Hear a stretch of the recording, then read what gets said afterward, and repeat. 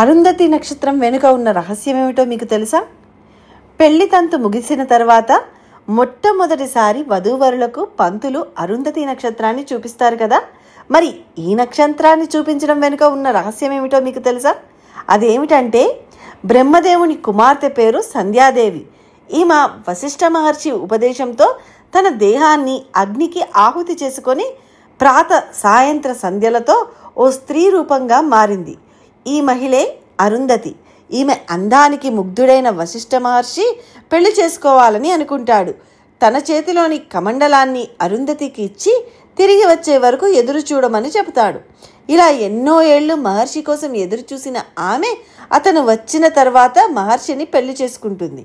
దీంతో ఈమె పుణ్యస్త్రీగా, పతివ్రతగా నక్షత్ర రూపంలో ఆకాశంలో వెలుగుతుంది. పెళ్ళైన వరుడు వధువుకు ఈ నక్షత్రాన్ని చూపించడం వల్ల అరుంధతి అంత ఓపిక, సహనంతో పాటు కొత్త జంట సంతోషంగా ఉంటారని, అలాగే వారి సంసారం సాఫీగా సాగుతుందని పురాణాలు చెబుతున్నాయి. కేవలం ఈ నక్షత్రాన్నే కాదు, దీంతో పాటు వశిష్ఠ నక్షత్రాన్ని కూడా దర్శించమని చెబుతూ ఉంటారు.